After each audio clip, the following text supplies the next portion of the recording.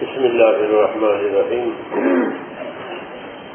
الحمد للہ رب العالمین والصلاة والسلام علی سید المرسلین وعلی آلہ واصحابہ اجمعین اللہم صل وسلم وبارک علی سیدنا محمد النبی الأمی وعلی آلہ وصحبہ اجمعین۔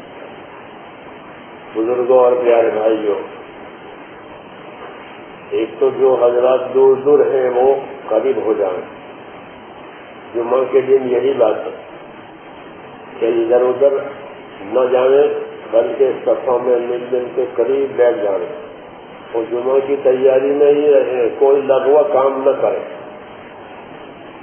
کوئی لغوا اور بیکار کام نہ کریں۔ یہاں تک علماء نے لکھا ہے کہ صف میں انگلی نہ پھرانا ہوں، ایسا کوئی فضول کام نہ کریں تاکہ جمعہ کی فضیلت ملے۔ جو لغو کام کرے گا اس کو جمعہ کی فضیلت ملے گی۔ جمعہ کی فضیلت کیا ہے؟ جمعہ کی فضیلت کیا ہے؟ حدیثوں میں ہے کہ اگر سنت کے مطابق غسل وغیرہ کر کے خوشبو اور لباس سنت کے مطابق مسجد کی طرف چلا جمعہ ادا کرنے کے لیے تو ایک ایک قدم پر ایک ایک سال کی عبادت کا ثواب ملے گا۔ یہ جمعہ کی فضیلت ہے۔ علماء نے فرمایا کہ یہ بہت بڑی فضیلت ہے کہ جمعہ کے دن کی سنت ہے کہ سنت کے مطابق غسل کرے، اچھا لباس پہنے۔ اچھا لباس کیا ہے کہ سفید لباس ہو۔ حدیث شریف میں ہے خیر کہ تمہارے کپڑوں میں بہترین کپڑے سفید کپڑے، خیر ثیابکم ثیاب البیض، اسی کو پہنو، اسی میں مردوں کو کفناؤ، سفید لباس میں۔ سنت کے مطابق لباس غسل کر کے خوشبو مسواک یہ کر کے جمعہ کی طرف چلے، مسجد کی طرف، تو کیا ملے گا کہ اس کے ایک ایک قدم پر ایک ایک سال کی عبادت کا ثواب ملے گا۔ ایک سال کی عبادت سوچو، ایک سال کی نمازیں، ایک سال کے روزے، ایک سال کا ذکر تلاوت جو کچھ کیا ہو، بہت بڑی فضیلت ہے یہ۔ لیکن یہ اس کو ملے گی جو جمعہ میں عادات کے ساتھ آگے سنت کے مطابق ہے، کوئی لغو کام نہ کر۔ اگر لغو کام کیا پھر نہیں ملے گی۔ یہ بڑی فضیلت ہے۔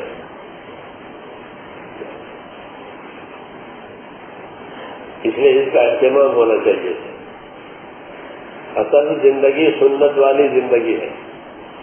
نہانا ہو، دھونا ہو، پہننا ہو، کھانا پینا یہ سنت کے مطابق ہو جائے۔ دوا دارو کرے تو بھی سنت کی نیت سے کرے، کیونکہ حسین فرمایا دوا دارو کرو، یہ فرمایا دوا دارو کرو، دعو عباد اللہ، حضور نے دوا دارو کرنے کے لیے کہا۔ یہ سنت کی نیت سے دوا کھاوے، دوا دارو کرے تو اس سنت کا اثر دوا میں آئے گا، وہ دوا برکت کرے گی، اچھا کرے گی، اللہ اچھا کرے گا، دوا نہیں کرتے لیکن سنت کی برکت آئے گی اندر دوا داروں میں، تو بیماری اچھی ہو جائے گی۔ ہمارا سب کام حکم کے مطابق اور سنت کے مطابق ہوتا ہے۔ مسلمان کے معنی یہی ہے، لا الہ الا اللہ محمد رسول اللہ، اسلام کا کلمہ کہ ہر کام میں اللہ کے حکموں کو دیکھیں گے، ہر کام میں اللہ کے حکموں کو مانیں گے، اور ہر کام اور ہر حکم پورا کرنے میں رسول صلی اللہ علیہ وسلم کے طریقہ کا اتباع کریں گے۔ یہ ہوا کلمہ، یہ ہوا کلمہ، اللہ کے حکموں کو دیکھنا اور اللہ کے حکموں کو پورا کرنے کے لیے نبی صلی اللہ علیہ وسلم کا طریقہ دیکھنا، اس حکم کو اس طرح پورا کیا جاتا ہے۔ اس لیے اللہ کا دین سیکھنا، دین کا علم سیکھنا یہ فرض ہے، جس طرح حلال کھانا فرض ہے ایسے ہی دین سیکھنا بھی فرض ہے کہ دین سیکھو تاکہ کیا فرض ہے، کیا واجب ہے، کیا ضروری ہے، کیا طریقہ ہے، وہ پہلے پھر اس کی فضیلت میں. اس لیے اللہ تعالیٰ نے دنیا کی زندگی کو آخرت بنانے کے لیے دی ہے. جس طرح باغ کی زمین کہ باغ بنانے کے لیے، کھیت کی زمین کہ کھیت بنانے کے لیے، اناج لینے کے لیے کہ اناج کی زمین ہے، یہ باغ کی زمین ہے، یہ زعفران کی زمین ہے، یا زعفران کی بویائی ہوگی. ایسے ہی دنیا کہ یہ آخرت کی زمین ہے، یہاں آخرت پیدا کی جائے گی، آخرت کمائی جائے گی. آخرت کی کمائی کا پہلا پھل ایمان، پہلا درجہ ایمان ہے، پہلا درخت ایمان ہے. لا الہ الا اللہ، یہ ایمان ہے. اللہ کے سوا کوئی عبادت کے لائق نہیں ہے. اللہ حیات، موت کا، نفع کا، نقصان کا، عزت ذلت کا مالک ہے، اور کوئی مالک نہیں ہے، اور کوئی حاکم نہیں ہے، وہی ہے. اس لیے اپنی جان مال سے اللہ کو راضی کرنا ہے.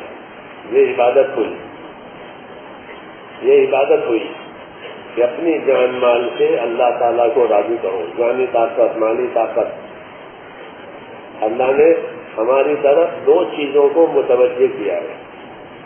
ایک اپنے حکموں کو متوجہ کیا ہے، ایک اپنی نعمتوں کو متوجہ کیا ہے.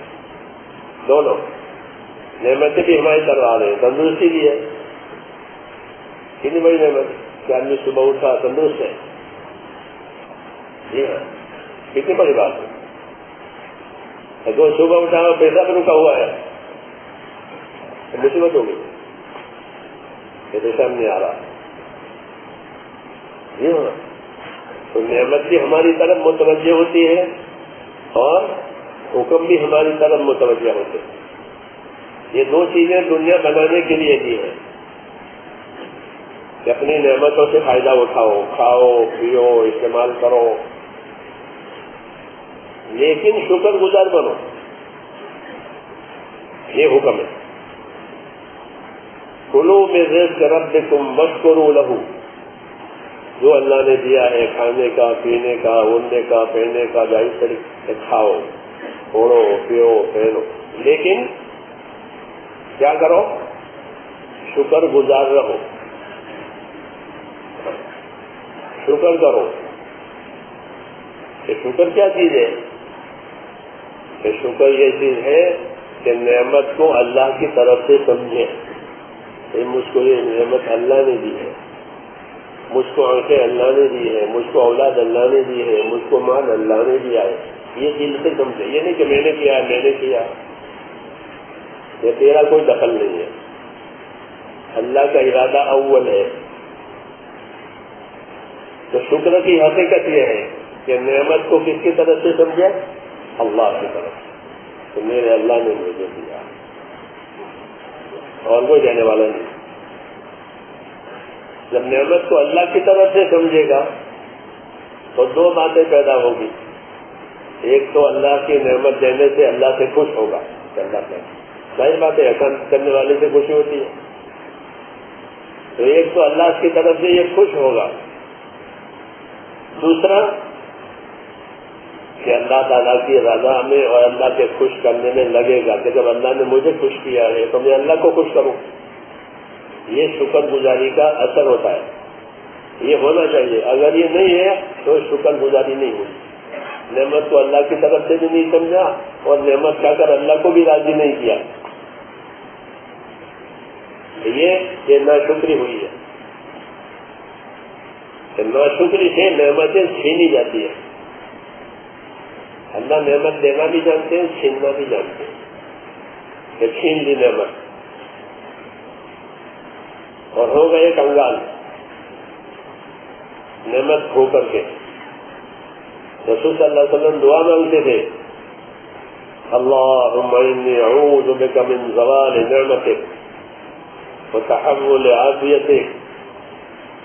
اے اللہ میں تیری پناہ مانگتا ہوں جس سے کہ نعمت کے زوال سے، کہ نعمت کی زوال آ گیا، ختم ہو گئی، چھین لی گئی، اور صرف چھینی نہیں گئی بلکہ الجھن ڈالی گئی.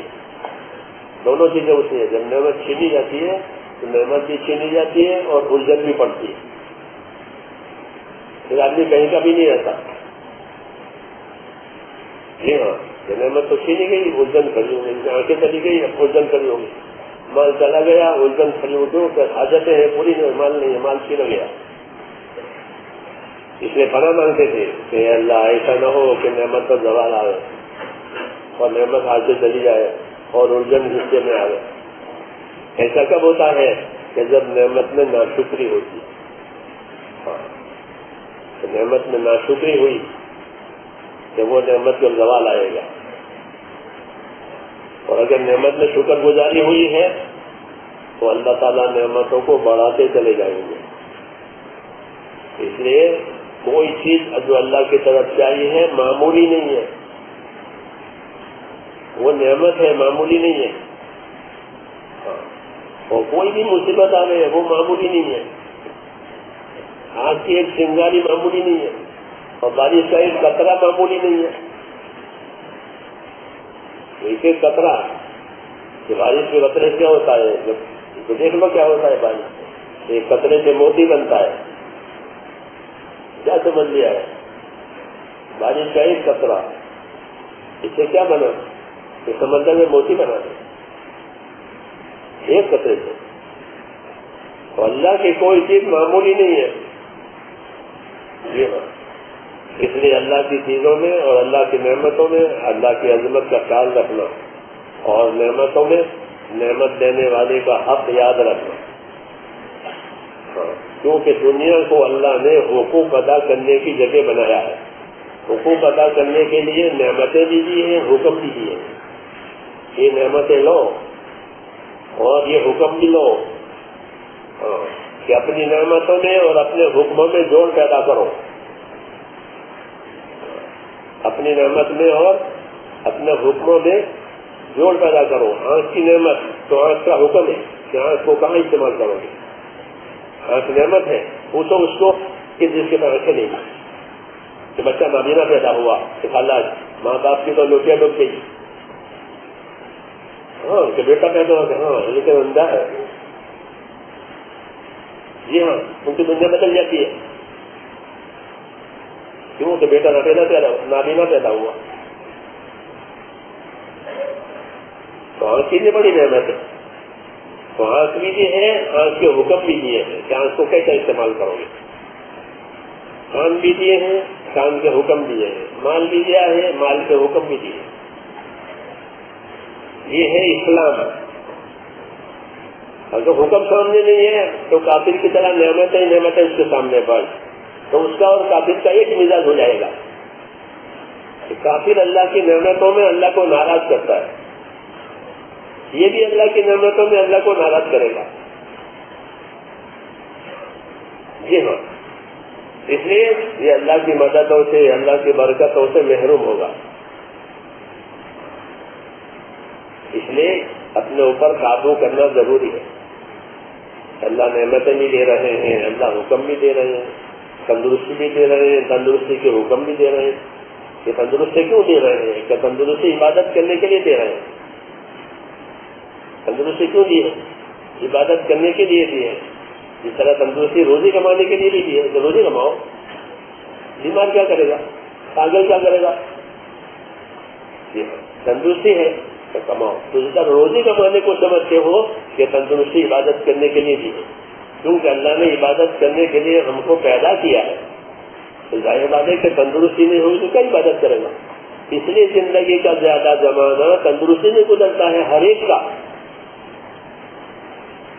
ایک کا زیادہ زمانہ زندگی کا کس میں گزرتا ہے؟ سوچو کہ تندرستی میں گزرتا ہے، پھر آخر میں بیمار ہوتا ہے، مرد الموت. ورنہ زندگی کا زیادہ زمانہ تندرستی میں گزرتا ہے، کیونکہ ان کو عبادت کے لیے پیدا کیا ہے. جب عبادت کے لیے پیدا کیا ہے تو عبادت کی طاقت دینی پڑے گی، تو وہ عبادت کی طاقت بھی ہے. اس لیے حضور صلی اللہ علیہ وسلم فرماتے تھے کہ اپنی تندرستی کو غنیمت سمجھو.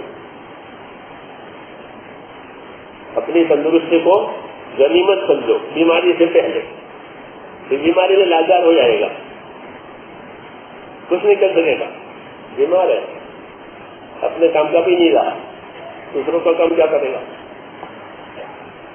اس لیے اپنی تندرستی کو غنیمت سمجھے، اور اپنی تندرستی میں اللہ تعالیٰ نے جو جو حقوق ہمارے اوپر لاگو کیے ہیں اس کی ترتیب بنائے. جو عبادت بدن سے تعلق رکھتی ہے تو اللہ نے بدن کی تندرستی دی ہے، اس عبادت کو کما حق کا ادا کرے. نماز ہو، روزہ ہو، ذکر ہو، تلاوت ہو، دعا ہو، توبہ ہو، یہ سب چیزیں بدن سے تعلق رکھتی ہے. اس میں پیسے نہیں خرچ ہوتے نہیں خرچ اس میں پیسے نہیں خرچ ہوتے، جس کا تعلق بدن کی طاقت سے ہے. تو بدن کی ان طاقتوں کو ان چیزوں میں لگانا، یہ بدن کی تندرستی کا شکر ہے. نمازوں کو اپنے وقت پر پڑھنا، نماز کو اپنے تابع نہیں بنانا، نماز کو اپنے تابع نہیں بنانا، ہم نماز کے تابع ہو جائیں. جی ہاں، دوسری مشینوں کو تو آدمی اپنے تابع کرتا ہے، سلو فاس، یہاں یہ بات نہیں چلے گی، بلکہ اپنے آپ کو کہ نماز کا تابع کرو. ابراہیم علیہ السلام نبی ہے اور جلیل القدر نبی ہے، نبیوں کے باپ ہیں. وہ دعا مانگ رہے، کیا دعا مانگ رہے؟ ربی اجعلنی مقیم الصلاۃ، اے میرے رب مجھ کو نماز قائم کرنے والا بنا دے. نماز قائم کرنا کوئی کام ہے جس کی اللہ سے مدد مانگ رہا ہے اللہ کا خلیل نبی. اس لیے لیکن دوستوں نماز ایسا نہیں ہے کہ کوئی مشین کے ساتھ جب چاہو کر لو، کھول لو، بند کر لو، سلو کر لو، پاس کر لو. یہ نماز بہت بڑی امانت ہے. ایمان کے بعد بہت بڑی امانت ہے. اس لیے جب اللہ نے صحت تندرستی دی ہے تو نماز کو نماز کی جگہ پر ادا کرو. عبداللہ ابن مسعود فرماتے تھے کہ اللہ تبارک و تعالیٰ نے تمہارے لیے تمہارے نبی کا طریقہ جاری کیا ہے. انہی نبی کے طریقوں میں سے یہ ہے کہ اپنی نمازوں کو اہتمام سے مسجد میں جا کر بعض جماعت ادا کرو، بعض جماعت ادا کرو. یہ تمہارے نبی کی سنت ہے. حضور صلی اللہ علیہ وسلم بیماری میں بھی دو آدمی کے سہارے مسجد میں آ کر نماز پڑھتے. یہ تمہارے نبی کی سنت ہے، باجماعت نماز ادا ہو جائے. یہ تمہارے نبی کی سنت ہے. اگر نبی کی سنت کو چھوڑ دو گے تو گمراہ ہو جاؤ گے. نبی کی سنت کو چھوڑو گے تو گمراہ ہو جاؤ گے. نماز مسجد میں جا کر باجماعت ادا کرنا ایک تو یہ اللہ کا حق ہے. اقیم الصلاۃ لذکری، نماز قائم رکھو میرے ذکر کے لیے. اور پھر نبی کی سنت اور اللہ نے تندرستی دی ہے تو کیا کریں؟ کہ نماز پڑھ کر اللہ کی عبادت کا حق ادا کریں. دنیا حقوق ادا کرنے کی جگہ ہے. مال دیا ہے تو مال سے اللہ کا حق ادا کریں، کیونکہ مال بھی حق ادا کرنے کے لیے دیا ہے. اس کا کیا حق ہے؟ سب سے پہلے اللہ کا حق ہے کہ مال میں جو زکوٰۃ واجب ہوتی ہے پائی کی زکوٰۃ ادا کریں. عالموں سے پوچھ کر کے، جس طرح وکیلوں سے پوچھے انکم ٹیکس سیلس ٹیکس وہ ایسے اس کو بھی پوچھیں. یہ ہم لوگ پوچھیں گے یہ مسئلے ایسے ہی عالموں سے پوچھ کے زکوٰۃ دیں تو کتنی ہے، کس کو دینی ہے، کب دینی ہے. یہ نہیں کہ دے دیا ہو گیا، ایسا نہیں ہوتا. بلکہ یہ کہ اللہ کا حق ہے. جیسا نماز اللہ کا حق ہے مال میں، کہ مال میں اللہ کا حق ہے کہ زکوٰۃ. یہ فرائض ہیں. دوسرے واجبات ہیں تو واجبات بھی ادا کریں اور نوافل بھی ادا کریں. نوافل اس لیے ادا کرنے ہیں کہ فرائض میں جو کمی کوشش کوتاہی ہو گئی ہوگی وہ اللہ نوافل سے پوری کرے گا. پوچھا جائے گا کہ بندے کے پاس نوافل ہے، نوافل لاؤ، ان کے فرضوں میں کمی ہے وہ نوافل سے فرضوں کی کمی پوری کی جائے گی. یہ بھی احسان ہے اللہ کا, ورنہ 1000 نوافل ایک فرض کے برابر نہیں ہے. لیکن اللہ ایسا کریں گے. اس لیے مال میں یہ حق ہے کہ اللہ کے فرائض کو ادا کیا جائے, اور دوسرے جن کے جو حقوق ہیں وہ حقوق ادا کیے جائیں. حقوق کا علم حاصل کرنا ضروری ہے کہ کس کا کیا حق ہے, تاکہ اس کو ادا کریں. اگر اس کے حق کی خبر نہیں ہے تو حق مرے گا, کیونکہ جو خبر ہی نہیں ہے تو حقوق مریں گے.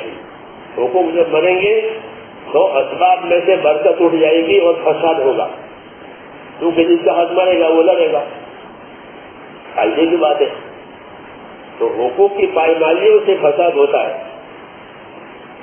فساد کی اور کوئی وجہ نہیں ہے, حقوق پائمال ہوئے ہیں. رسول صلی اللہ علیہ وسلم کی دعوت سے, آپ کی تبلیغ سے حقدار کو حق پہنچے تو لوگ بھائی ہو گئے, کیونکہ حقدار کو حق دے دیا. اب کیا لڑائی ہے کہ بھائی یہ تیرا ہے, لے جا.